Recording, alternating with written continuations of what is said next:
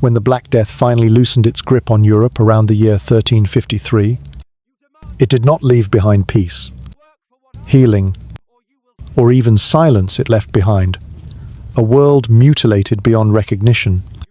More than half of the population was gone. Entire cities reduced to empty shells, villages crumbling into overgrown tombs, and the air still thick with the stench of decay.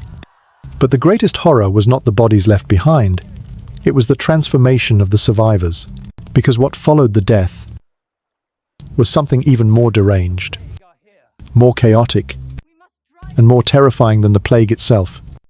In Florence, the chronicles described a city where bread cost more than silver. Sugar became a luxury for nobles only, and even the linen used to wrap the dead had its price multiplied tenfold. Chickens became rarer than gold, and the price of a burial could ruin a family overnight. Fields stood empty as farmers abandoned their land, and workshops were locked shut by craftsmen who had either fled or died. The social fabric collapsed as food vanished from tables, priests fell in the middle of sermons, and even physicians, those who survived, refused to treat patients out of fear that a single breath could mean death. Yet it was in that suffocating silence after the final wave of infection that Europe began to convulse. Survivors, those few who emerged from the ashes of their households, were not greeted with relief but with haunting guilt, paranoia, and the disorienting realization that they now lived in a society without order, without balance, without memory. The plague may have ended, but the sickness of the mind had just begun. It started subtly. An orphaned boy inherited the estate of 8 dead relatives. A former servant suddenly owned more land than his former master. Wealth shifted at random, like the roll of loaded dice. And as wealth changed hands, so too did the rules of power. For the first time, peasants realized that they were the ones being begged. Labor was scarce, demand was high, and wages, once miserably low, began to climb like never before. For those who had always been at the bottom, the plague had broken the chains, and that terrified those at the top. The ruling elite panicked. In the year 1349, England passed laws to freeze wages at pre-plague levels.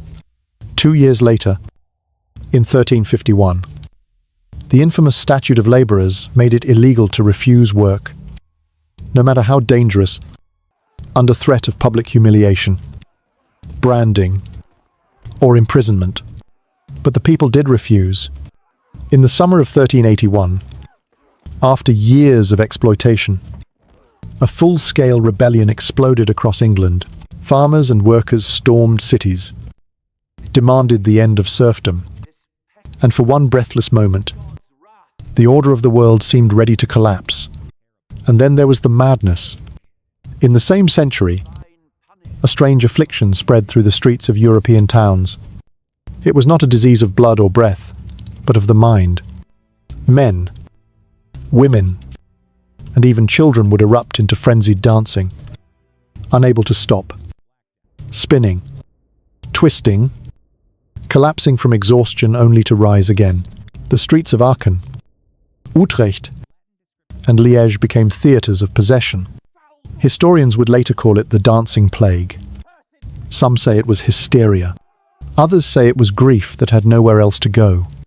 But perhaps the most haunting change was in the spirit of Europe itself. Faith, once a constant, began to fracture. If God had allowed this horror, then who could still trust the church? If priests died just as easily as beggars, then who held the truth? And if medicine had failed so spectacularly, then what hope was there in science?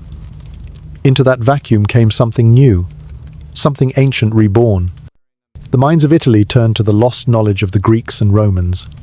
Scrolls were copied, ideas resurrected. A new hunger took root, not for survival, but for meaning. Out of that ash rose the Italian Renaissance. The poet Francesco Petrarch, who had survived the plague, once wrote that he wished he had never been born, or that he had died before the time of such horror. He lamented to his brother, a monk, who alone survived among 35 brethren, that future generations would never understand the magnitude of suffering they had witnessed. Cities emptied, homes abandoned, fields too crowded with corpses to plant new seeds, and above it all, a silence so total that it felt like the earth itself had stopped breathing. The Black Death had not just killed it, had upended the hierarchy of Europe. Peasants now held power through scarcity. Landowners, desperate to keep their estates running, were forced to pay more or risk collapse. But instead of yielding, they tried to rewind time. They wrote laws. They built gallows. They branded workers like cattle. They blamed the stars, comets, even earthquakes, anything but their own greed and cruelty. They whispered that God was angry. They burned incense. They carried perfume vials on their belts. They soaked their hands in vinegar. And still, the fear crept in. Outbreaks would continue for centuries, and the pain never truly faded. But something else bloomed in its place. A new Europe, scarred but awake. Shorter working hours, higher wages, better food, longer lives. The people who once toiled in silence now began to speak. And some began to dream. They dreamed of liberty, of dignity, of a world where wealth was not determined by birthright or the blessing of a corrupt bishop, but by survival, by strength, and by the strange, brutal justice of having lived through hell. This was only the beginning.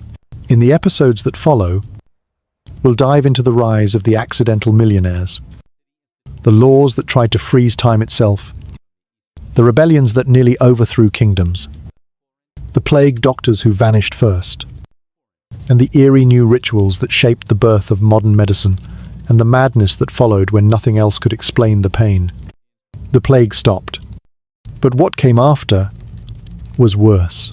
The plague had torn through Europe like a divine scythe, leveling the high and the low with the same brutal precision, turning cathedrals into morgues, farms into graveyards, and palaces into echo chambers of whispered prayers and unanswered cries.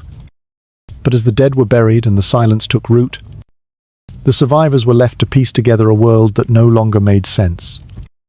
And in that trembling reconstruction, one fear rose above all others, not the fear of death, for they had already seen its face, but the fear that the world would never again return to the way it was, that the old hierarchy would collapse under the weight of the new order. And that time itself history, tradition, feudal power had slipped from their grasp. So the powerful did what the powerful always do when time threatens to betray them. They passed laws, not to heal, not to rebuild, not even to protect, but to freeze everything in place, to hold back the rising tide with parchment and ink, with edicts and punishments, to deny the obvious truth that the old world had died, and a new one was being born in its place. In the year 1349, just 6 years after the plague first reached the shores of England, King Edward III issued a proclamation known as the Ordinance of Labourers, a legal attempt to glue together a shattered society by force of will and royal decree. And at its core, it was not a law of healing, but a law of fear, fear that the peasants who once toiled for crumbs now demanded bread, that the blacksmith who once bowed his head now raised his price, that the woman who spun wool now asked for silver and refused to kneel. And so the law declared, in no uncertain terms, that all labourers must work for the same wages they had earned before the pestilence, and that no man, no matter how skilled or how rare, could ask for more, even if half his fellow craftsmen now rotted beneath the soil. But fear does not obey logic, and laws do not bend reality. The ordinance failed almost immediately. Markets ignored it. Workers laughed at it. And when the aristocracy realized that they could not control the labor force with threats alone, they pushed harder. In the year 1351, they transformed the ordinance into something even more sinister, the Statute of Laborers. a piece of legislation that remains one of the most desperate and dystopian attempts to control a society in freefall. The statute was not subtle. It criminalized refusal to work. It empowered landowners to summon laborers like property. It decreed that healthy, unemployed men must accept any job offered to them, regardless of its pay or danger. And if they refused, they were to be fined, imprisoned, or tied to a post in the town square, where they would be mocked, shamed, and beaten as a warning to others. If they persisted, they could be branded, burned on the cheek or the forehead with a hot iron, marked for life as a traitor to the order that once bound them to the land like cattle to a yoke. But these laws were not limited to labour. Across Europe, as panic spread from manor to monastery, new restrictions sprouted like weeds. In Florence, guilds tried to prevent artisans from raising prices, while in Paris, local councils imposed limits on how many apprentices a master could take, fearing that an uncontrolled labour force would grow too fast, too bold, too free. In the courts, judges ruled against inheritance claims from peasants who had suddenly come into wealth, arguing that such transfers were unnatural and disruptive. And in the countryside, sheriffs cracked down on vagrancy, not because wandering was new, but because now, those wanderers were no longer pitiful beggars, but potential rebels. And then came the laws of appearance, the strangest of all, and perhaps the most revealing. Sumptuary laws, once enforced casually, became aggressive and cruel. These were rules that governed not behaviour, but fashion. They dictated who could wear silk, who could wear fur, who could use gold thread, who could ride a horse with silver reins or wear a hat with a feather. Why? Because in the aftermath of the plague, peasants had started to look like lords. Women who had inherited jewellery now wore it. Men who had buried their masters now wore their coats, and nothing frightened the ruling class more than the sight of a ploughman in velvet or a widow in a brocade gown. If the classes could no longer be distinguished by dress, then how could they be controlled? So the laws stepped in. In England, the royal court forbade any man beneath the rank of knight from wearing cloth worth more than 2 shillings per yard. In Italy, city councils fined women for wearing pearls without a noble title. In France, tailors could be punished for sewing garments above the dignity of their clients. These were not laws of economy. They were laws of illusion. They sought to preserve the lie that power still had a face, that it could be seen, identified, obeyed. And yet, for all the force behind them, these laws failed. They failed not because they were resisted, but because they were irrelevant. The plague had not just thinned the population. It had broken the illusion of permanence. A generation of Europeans had watched death take the mighty and the meek in equal measure. They had seen bishops beg for last rites. They had seen kings weep beside empty cradles. They had watched the rich die in gold-lined beds, while the poor survived in dirt-floored huts. And in that great equalizer, something profound had shifted. Time, as the rulers feared, had indeed moved forward, and no law, no matter how cruel, could drag it back. Even the church, once the unshakable pillar of social order, found itself frantically rewriting rules. With so many priests dead, standards for ordination plummeted. Young men barely literate were elevated to the pulpit. Moral expectations were lowered. In some regions, married men were rushed into service simply because they were the only ones left who could read Latin. And yet, while these new clergy stood at the altar, the pews grew empty. People had prayed and died. They had confessed and still buried their children. And so, a quiet rebellion took hold, not with fire and swords, but with silence. Faith, once total, began to fracture, and with that fracture came questions, and with questions came danger. And so, the ruling class, already suffocating under economic tension, now feared spiritual collapse. Heresy trials increased. Preachers who challenged orthodoxy were condemned. Books were burned. Town criers were instructed to speak only of loyalty, of hierarchy, of God's divine order. And yet, in taverns and behind locked doors, new ideas, spread ideas of dignity, of individual worth, of a world not governed by bloodlines, but by merit. It is one of history's cruelties that the laws most concerned with order often reveal the deepest fears of those who write them.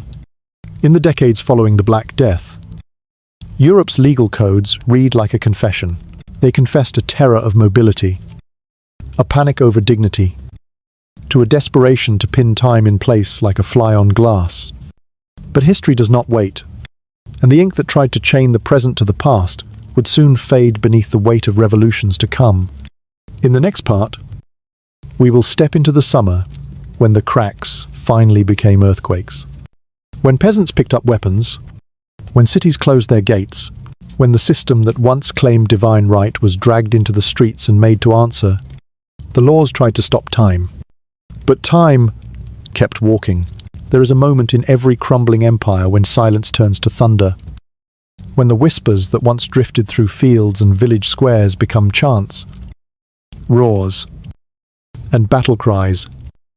And for the rulers of late 14th century England, that moment arrived not with fanfare, but with footsteps, the heavy, muddy, defiant footsteps of men and women who had tilled the land, buried their children, watched their wages stolen by ink and wax seals, and who now marched together not as scattered tenants, but as one seething body, a rising force, no longer afraid of crowns or crosses, no longer content to die quietly in the shadows of stone halls built by hands like theirs. The year was 1381, and England was rotting from within. The scars left by the Black Death had never healed. Instead, they had festered into resentment, and that resentment had fermented into rage. For decades, the poor had been told to endure that suffering was holy, that labour was duty, that obedience was virtue, but now they had seen too much. They had survived a plague that killed without logic, buried lords and bishops and saints alike, and in doing so, they had glimpsed a terrifying truth that the world could change. That power was not sacred, and that perhaps the hierarchy of blood and title was not written in the stars, but carved into flesh by generations of exploitation. In Essex and Kent, the first sparks were struck by the most volatile fuel imaginable tax. A third poll tax in less than 5 years had been levied, demanding coin from every soul above the age of 15, regardless of wealth, work, or ability to pay. And when tax collectors arrived in the village of Fobbing, they found not compliance, but fists. The villagers drove them off, chased them through the fields, and slammed shut the doors of submission. That single act, small as it may have seemed, cracked the dam, and within days, rebellion flowed through the veins of the countryside like a fever long suppressed. They came not with armies, but with anger ploughmen, blacksmiths, shepherds, servants, wives, apprentices, those whose names had never been recorded in books, who had been spoken of only as property, as bodies for the field or the hearth. But now, they walked together, heads unbowed, carrying staves, pitchforks, and banners painted in soot and blood. At their head was Wat Tyler, a man of uncertain origin, but unmistakable conviction. A craftsman turned commander who spoke the language of the people, not with eloquence, but with truth.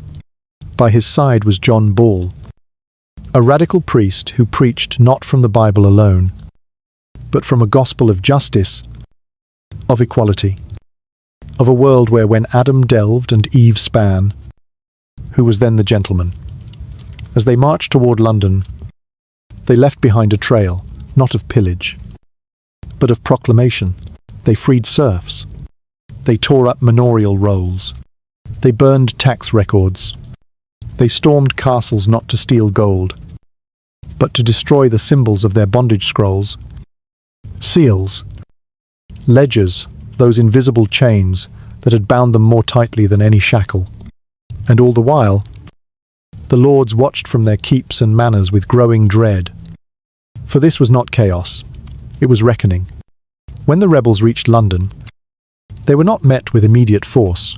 The royal court, housed within the Tower of London, was stunned. The king, Richard II, was only 14 years old, and the men who advised him were divided. Some counselled diplomacy, others demanded blood, but time was slipping through their fingers. The gates of the city were opened, perhaps by sympathizers, perhaps by fear, and the rebels poured in not as looters, but as a living question. What gave one man the right to rule, and another the burden to suffer? They destroyed the Savoy Palace, the opulent home of John of Gaunt, uncle to the king, and one of the most hated men in the realm. They burned it to the ground, not for plunder, but as ritual. They refused to take a single coin from its ruins. This was not theft. It was justice. They found the king's treasurer, Sir Robert Hales, and beheaded him. They captured the Archbishop of Canterbury, Simon Sudbury, and dragged him from the tower to the block, where the axe spoke what the people had long been forbidden to say. And yet, in the midst of the fire and fury, there was negotiation. The young king rode out to meet the rebels at Mile End. There, face to face with thousands of commoners, he listened. And what they asked for was not madness. They asked for the end of serfdom. They asked for fair wages. They asked for the right to rent land freely. They asked for an end to legal immunity for the nobility. They asked for justice, not vengeance. And astonishingly, the king agreed. But the old order does not fall with a signature. It waits. It watches. Of it plots. And as the rebel leaders let down their guard, believing in the promises of a boy with a crown too large for his head, the trap was set. Wat Tyler was lured to a second meeting at Smithfield. There, in front of the king and his men, he was struck down, stabbed, and beheaded. His body was dragged through the streets. His head was placed on a pike for all to see. Without its leader, the rebellion fractured. The king, having once promised freedom, now declared vengeance. The concessions were revoked. The pardons were torn. The crowds were scattered, hunted, broken, and though the fires in London died, the embers remained quiet, smouldering, waiting. In the decades that followed, the nobility tried to erase what had happened. They painted the rebels as savages, as heretics, as demons risen from the muck. Chroniclers, loyal to their patrons, called the revolt a betrayal, a madness, a threat to the divine chain of being. But beneath those words, the truth was written in deeper ink. The system had cracked. For the first time, the peasants had risen not in random fury, but in organized resistance. For the first time, they had made the lords tremble. And though serfdom was not abolished overnight, though the laws remained, though the king ruled on, the world had changed. Fewer and fewer lords dared to enforce the old bonds. More and more peasants bargained for wages. The very idea of revolt, once unthinkable, had been made real. The people had learned that they could stand, and the crown had learned that it could bleed. There are days in history when something permanent breaks, even if the surface soon returns to calm. The day the peasants burned, the system was one of those days. It was not the end. It was not even the beginning of the end. But it was, as someone once said, the end of the beginning. In the next part, we will explore a stranger kind of madness, the one that did not come with swords, but with shoes, drums, and an uncontrollable rhythm. a plague without bacteria, a fever without heat, a dance that could not be stopped. The system had been shaken, but now the mind itself would begin to unravel. It began not with blood, nor with boils, nor with the death knell of church bells tolling endlessly through disease-choked streets, but with music, or rather, the absence of it, for in the year 1374, in the town of Aachen, nestled within the Holy Roman Empire, something strange stirred among the people. They did not cough. They did not bleed. They did not rot from within. Instead, they danced. They danced through the streets with wide, vacant eyes. They danced in circles until their feet split open. They danced with arms flailing, legs twitching, mouths murmuring, bodies possessed by a rhythm no one could hear. And they did not stop. This was no revelry. There were no flutes, no tambourines, no festive garlands or ribbons. It was not carnival, nor harvest, nor feast. This was affliction. Men and women alike jerked and spun until they collapsed, gasping and groaning with agony and confusion. And when they fell, some would rise again limping, staggering only to begin dancing once more, as if their very souls had been yanked from their spines and strapped to an invisible drum that beat without mercy or pause. The physicians called it choriomania.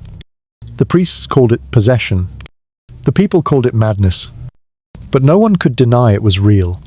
Within days, the plague of movement spread beyond Aachen. It leapt from town to town like a whisper in the dark, reaching Liège, Cologne, Utrecht, Strasbourg. The afflicted were many. Some accounts speak of dozens. Others claim hundreds. They were not bound by age or gender.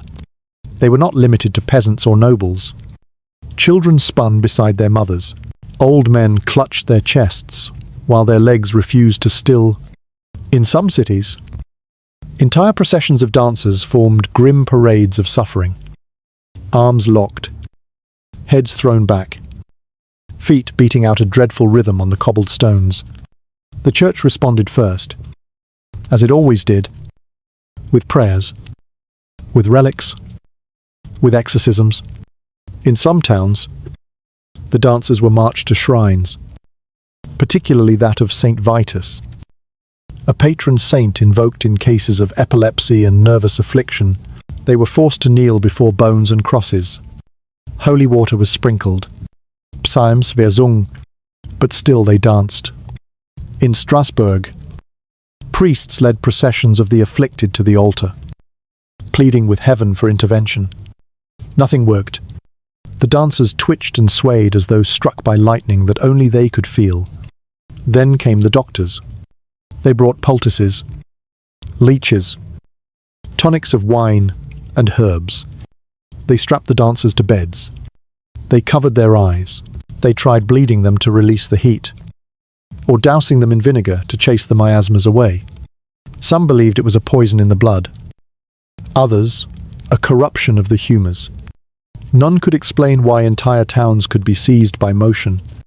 None could explain why so many began dancing without cause. And none could explain why they seemed unable to stop.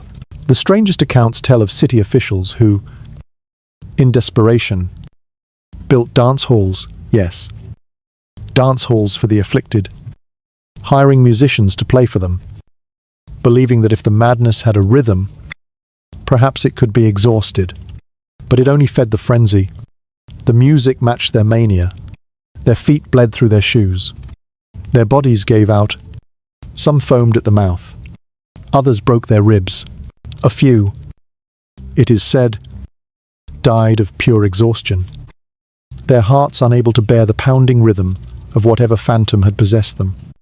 What caused this grotesque ballet? Modern scholars offer many theories, each as uncertain as the last. Some say it was ergotism, a poisoning caused by mold growing on rye, producing hallucinations and spasms, much like those induced by LSD. Others argue for mass hysteria, a psychological epidemic born from trauma. grief, and stress. After all, the people of the 14th century had lived through a darkness the modern world cannot fully fathom: plague, famine, endless war, spiritual disillusionment, and the daily closeness of death. Perhaps the dance was a rupture, a scream in motion, a collective nervous breakdown played out, not in words, but in flesh. Still, others speak of religious mania, in a world where heaven was near and hell closer, where demons lurked in the night wind and angels wept over the smoke of mass graves. It is not hard to believe that belief itself could become a sickness. That fear of damnation could twist the mind until the body became its instrument. To dance without cease might seem absurd in the 21st century, but in a time when the soul's fate was believed to hang on every act, every thought, every whisper of impurity, perhaps to dance was to purge, to plead, to protest. Yet for all the theories, no one truly knows.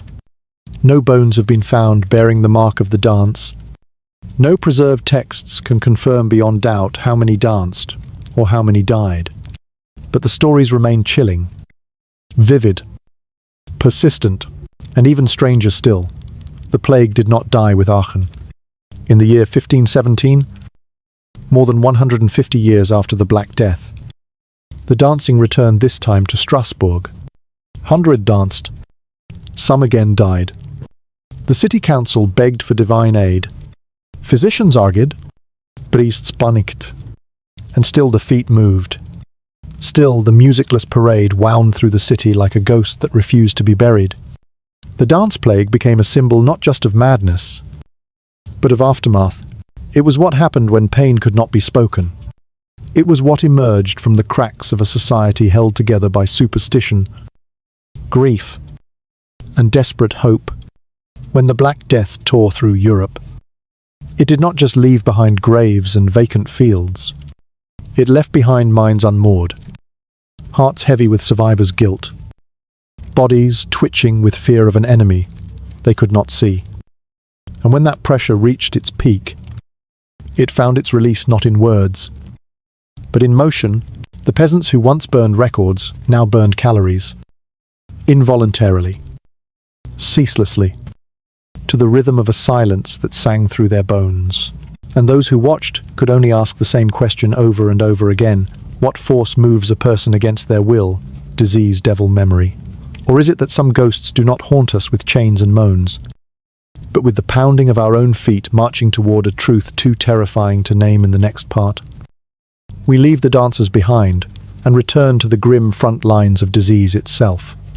The doctors who fled, the ones who stayed, the experiments, the failures, the myths, and the invention of something that would change history forever: the quarantine. The plague touched the body, but what followed touched the soul. And the soul, once shaken, does not sit still.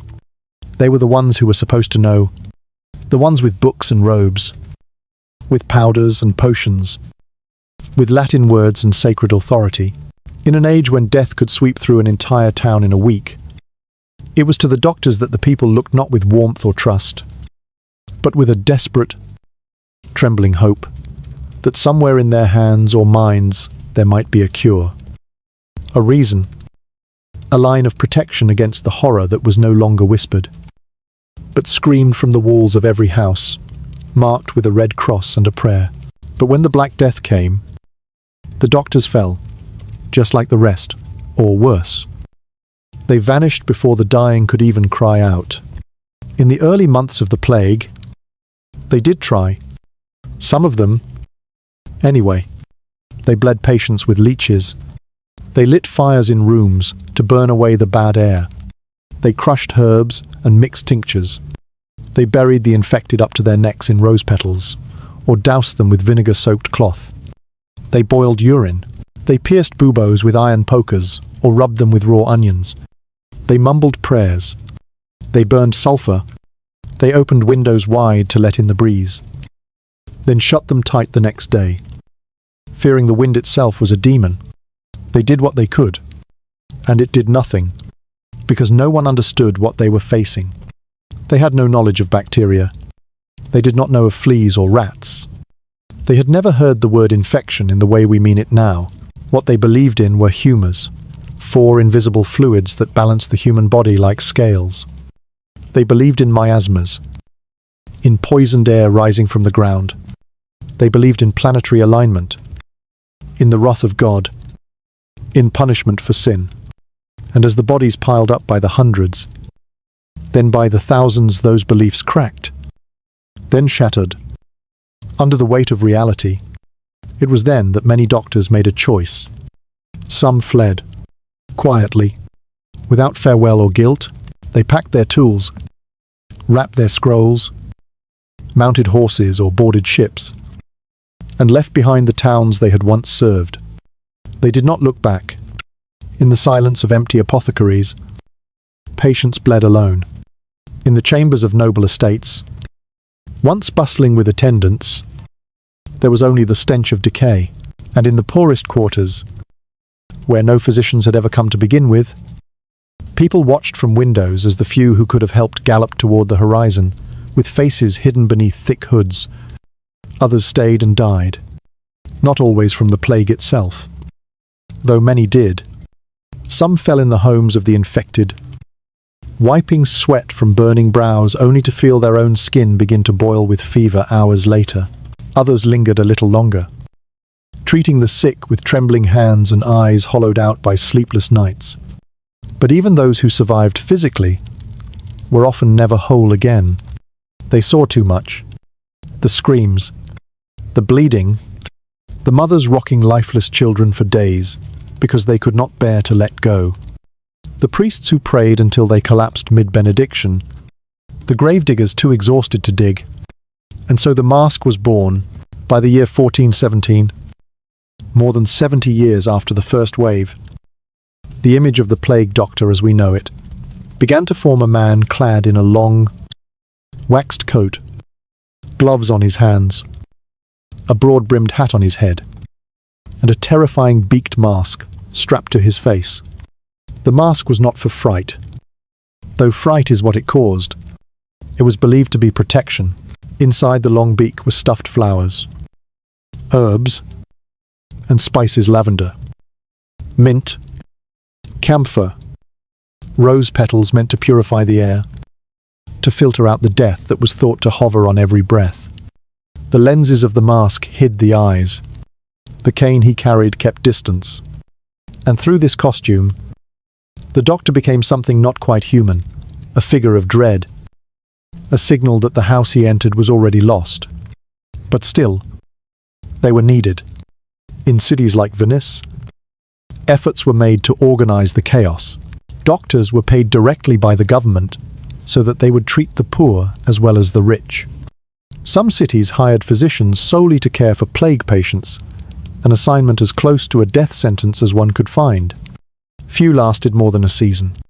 Their writings remain notes in cramped script about symptoms, patterns, desperate attempts to record what they saw, even as they realized they could do nothing to stop it. Some wrote with cold detachment. Others wrote with trembling sorrow. One Florentine doctor described walking through the streets and seeing carts filled with corpses pass by every hour, the wheels stained black with rot. What medicine could not do, fear replaced. There were impostors' men who donned the robes and sold powders in the street, promising immunity in exchange for silver. There were charlatans who claimed the secrets of survival had come to them in visions. There were priests who anointed the sick with stolen oils, monks who sold fragments of saints' bones, and nobles who fled to the countryside, with caravans of servants, only to die in gilded isolation. The gap between those who could afford a false hope and those who had nothing grew wider than ever. And yet, in the darkest corners of this catastrophe, there were moments of defiant compassion. Some doctors stayed behind not out of duty, but out of love. In Marseille, in Florence, in Siena, a few continued treating patients even after their own families had fallen. They kissed foreheads knowing it might be the last thing they did. They held hands so the dying would not die alone. They broke every protocol to be human. And history, so often cold in its memory, remembers their names faintly if at all. But they were there. When no one else would enter the room, they crossed the threshold. When no one else would touch the dying, they opened their arms. When no one else would speak, they whispered the final prayers. By the end of the century, the medicine in Europe had changed not because it had grown more effective, but because it had been humbled. Universities began to teach anatomy not as theory, but as necessity. Public health, once ignored, became a matter of survival. Cities experimented with isolation, with record keeping, with quarantine. The role of the physician began to shift from mystic to practitioner, from guesser to observer, and behind it all stood the shadow of the plague, still whispering from the past. The doctors who hid had survived, but the ones who stayed had changed the world. We will enter the walls of Venice, the gates of Dubrovnik, the ships held at sea for weeks, and we will learn how the invention of quarantine became the first true defense against the invisible killer. For centuries, Europe had fought death with prayer, with fire, with herbs burned in bowls of brass, with holy relics kissed through tears, with desperate laws and whispered promises, but none of it worked. The Black Death ignored the altars. It climbed over city walls. It slipped beneath doorways. And no bell, no blade, no scripture could hold it back.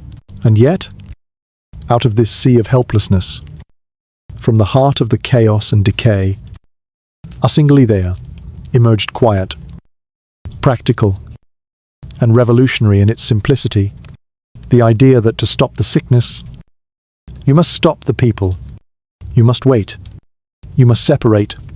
You must hold the world in pause long enough to let death pass by.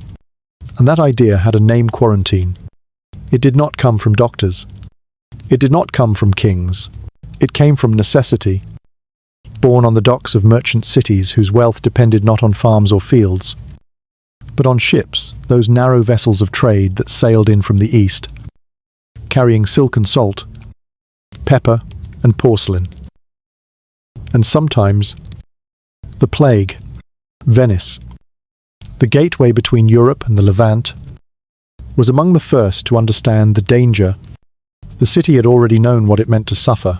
In the middle of the 14th century, its population had been gutted by waves of disease. Its canals lined with floating corpses, its noble families reduced to single trembling heirs. So in the year 1377, in the port city of Ragusa, now Dubrovnik, a council of anxious officials decreed that ships arriving from plague-infected ports were to be held offshore for a full 30 days before anyone could disembark. The passengers would wait, confined to their vessel, exposed to the wind and the waves and their own fear. If they lived, they would be allowed to dock. If they died, the sea would carry them away. It was crude. It was cruel. But it worked. Over the next decades, this policy evolved. The waiting period was extended from 30 days to 40.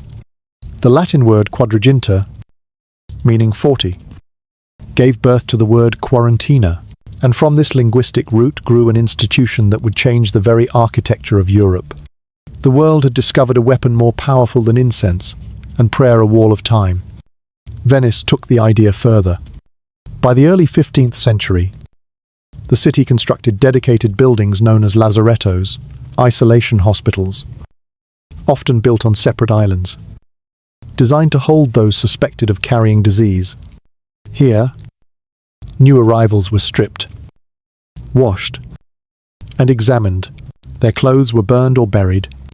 They were housed in stone rooms, monitored by guards, fed from a distance. Even their waste was carefully managed. It was not mercy. It was management. And though some found the experience terrifying, others saw it as salvation. Other cities followed suit. Genoa, Marseille, Milan, Dubrovnik. Across Europe, Ports became fortresses of medical control. Laws were drafted. Inspectors were hired. Some cities imposed travel bans.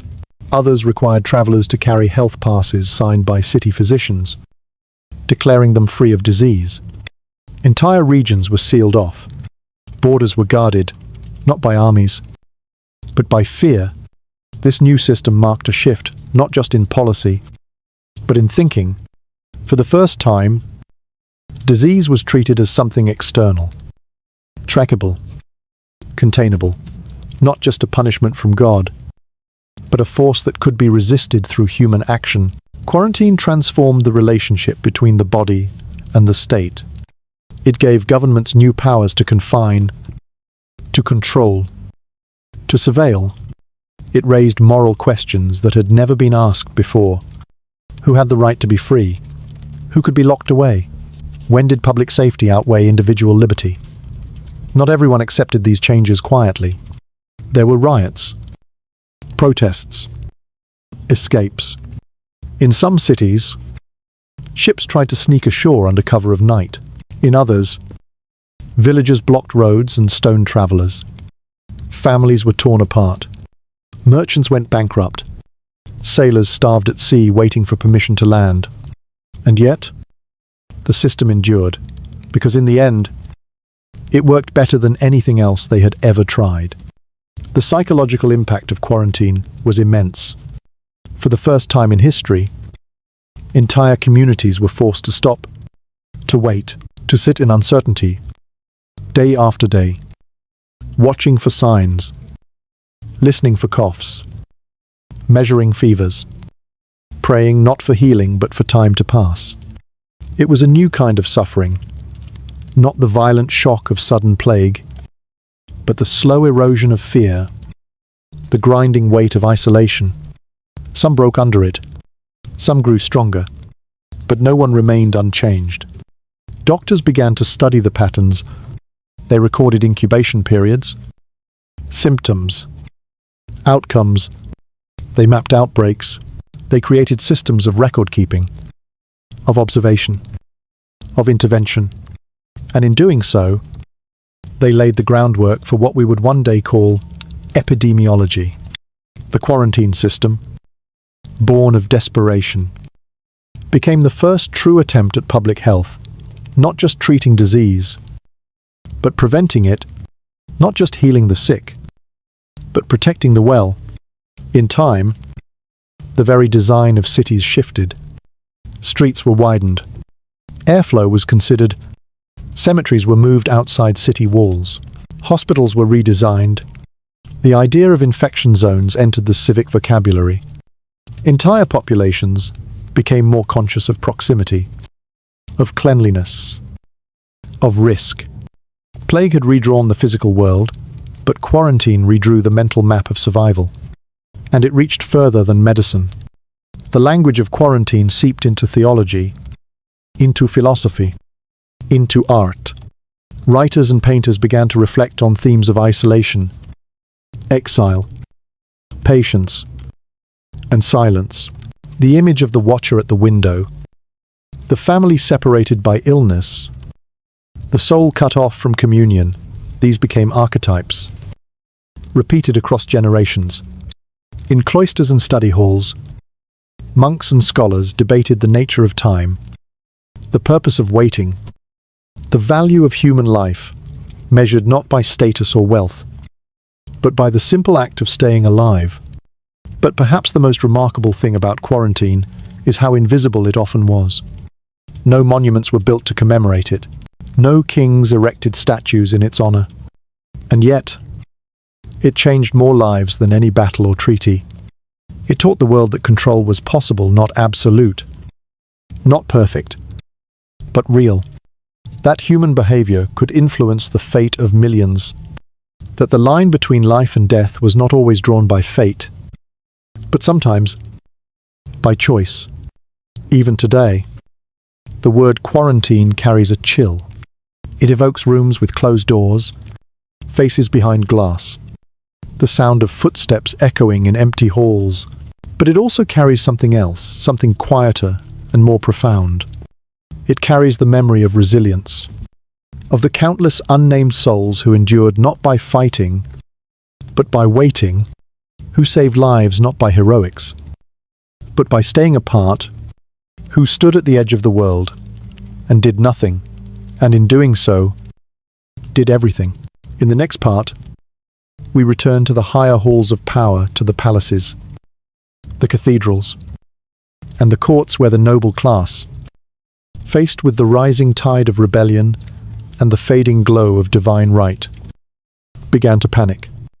We will witness the desperate attempts of monarchs to rewrite the story of the plague, to claim order where there was none, and to use the fear of death as a tool to preserve their crumbling thrones. Because if disease could not be stopped, perhaps it could still be used. In the old world, the one that existed before the plague made graves out of cities and silence out of song. There were only two forces that could command obedience without question: the crown and the church. One ruled the body, one claimed the soul, and between them stretched 1,000 years of order, of hierarchy, of ritual and law, of monarchs anointed by God, and priests who spoke in the name of eternity. But the plague did not recognize coronets. It did not pause before the altar. It did not tremble before relics or genuflect before thrones. It came for kings and paupers alike, and when it passed, it left both crown and crozier splattered in the same anonymous dust. At first, both institutions tried to pretend otherwise. The monarchs issued proclamations. They ordered prayers. They imposed curfews. Some, like King Edward III of England, declared days of fasting and national repentance, as if sackcloth and silence could bribe the heavens into mercy.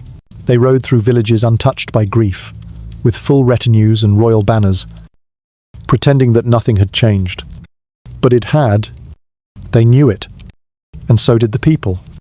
For what is a king without subjects, a scepter without a court, when the villages burned and the cities fell silent? There were no more taxes to collect, no soldiers to conscript, no peasants to sow the fields.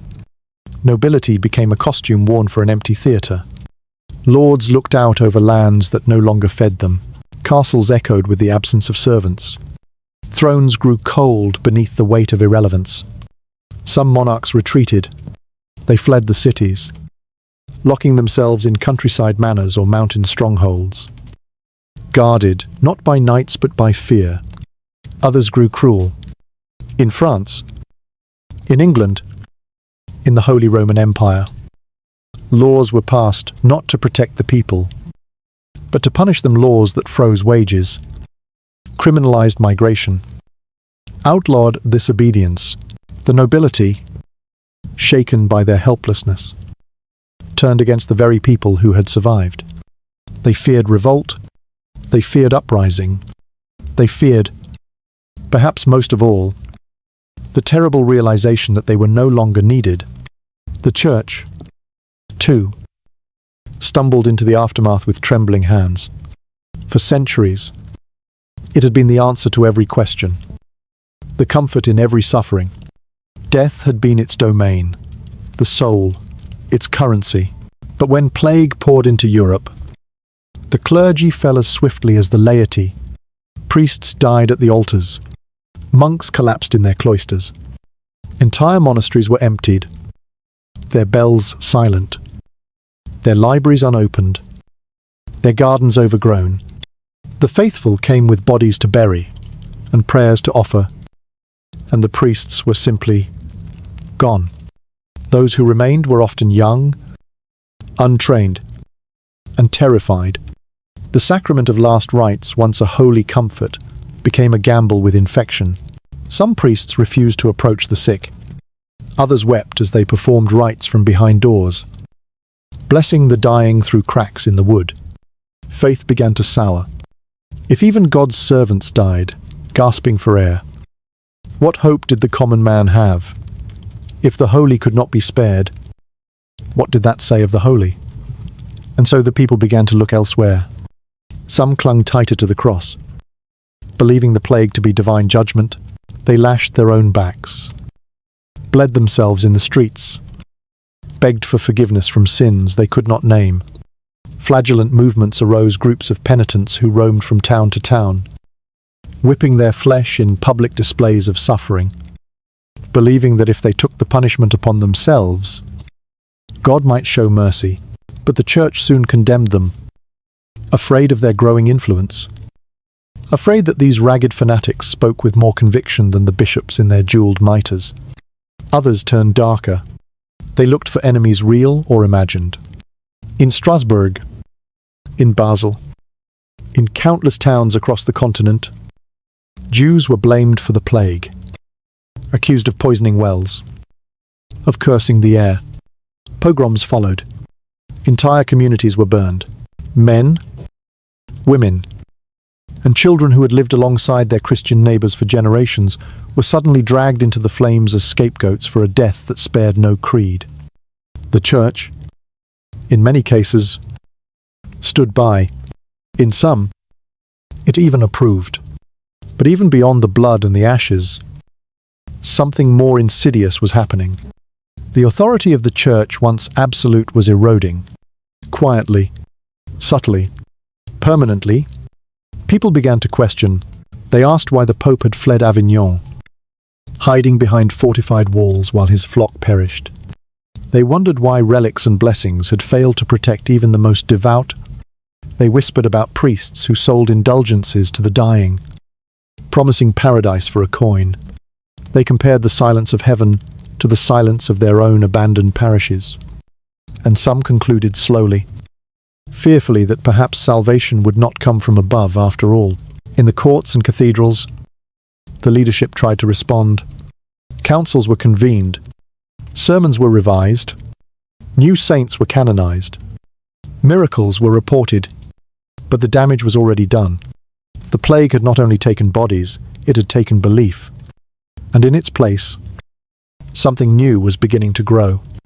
In Florence, in Milan, in Padua, thinkers began to revisit the old texts. The Greeks, the Romans, the humanists, they looked not for angels, but for anatomy. They questioned not only the soul, but the state. Petrarch, Boccaccio, and others who had lived through the worst of it began to write not just about death, but about life, its beauty, its fragility, its worth beyond titles and dogma. And from these seeds, watered by blood and silence, would come the Renaissance. But even as this rebirth flickered to life, the old powers clung to what they could. Monarchs tightened their fists. Clerics raised their voices. They spoke of order, of divine right, of tradition, but they spoke to a world that had changed. The peasants who had once bowed without question now remembered the feel of fire in their hands, the thrill of protest in their chests. The faithful who had once confessed every doubt now carried those doubts openly. The plague had broken more than bodies. It had broken the illusion of control. What remained was not a clean slate, but a battlefield of memory. The crown still sat on its cushion. The church still lit its candles. But the people who looked upon them did so with new eyes. Eyes that had seen too much. Eyes that had buried too many. Eyes that no longer trembled when told to obey. In the final part of this series, we step away from the screams and into the stillness, into the silence that followed centuries of upheaval. We will reflect not on how people died, but on how they lived again, how a continent, scorched by fear and grief, found within its ashes the courage to rebuild, to question, to dream. Because sometimes, the most powerful revolutions do not begin with war but with loss. Long after the bells stopped ringing, after the pyres were reduced to ash, and the scrolls of new laws curled at the edges from damp and disuse, Europe stood changed not only in body, but in spirit. And though history often draws lines beneath chapters, closing them with dates and neat declarations of after, the truth is more quiet, more complicated, because the plague, in many ways, never truly ended. It retreated. It mutated. It waited. But above all, it remained in the stones of abandoned chapels, in the footpaths widened by desperate flight, in the margins of books where shaky hands recorded the names of the dead. It remained in us. What if, after all these centuries, we still live with it, not in the form of disease, perhaps, but in the shape of the world it left behind, in the fragile architecture of our cities, which still reflect the logic of fear windows placed high to protect, alleys narrowed to funnel movement, hospitals built like fortresses, in the rhythm of our days, structured around distance and hygiene and suspicion of the stranger, in the idea that death can come without warning, and that survival is not a promise, but a negotiation. What if the plague taught us how to build walls, not just with stone, but within ourselves, in the quietest corners of history? The stories that survive are not always the loudest. The revolts make noise. The kings leave statues. But it is the memory of endurance that we carry deepest. The woman who lit one candle each night, even when the church was empty. The man who planted again, after burying 5 children. The doctor who held the hand of a stranger, knowing it might cost him everything. These were not heroes. They were people, ordinary people, who lived through a moment when the world fell apart and kept going. The plague stripped away illusions. It did not care for crowns. It did not favor the righteous. It did not stop at the cathedral doors. It asked one question, again and again, in every village, in every home: who are you? When the world stops recognizing you. Some answered with cruelty, others with grace, but all were changed. And so are we. Even now, centuries later, we inherit their silence. The space between generations where grief once lived. The caution passed down through rituals. The superstition laced into bedtime prayers. The sense unspoken but ever present that life is not owed, but borrowed. That love, once held, must be held tightly. That time, once lost, does not return. Perhaps that is the real legacy. Not the bones beneath old chapels. Not the statutes written in ink faded to brown, but the simple truth that death rewrites life, and in doing so, offers us a chance to see it more clearly, to cherish more fiercely, to question more bravely, to begin again, even while still carrying the weight of what has ended. So as we close this story, this reflection born from plague and prayer and protest, let us not ask what the world became after the Black Death, but what kind of world we continue to make, shaped by its echo, because the truth is, the plague never fully ended, and neither did we.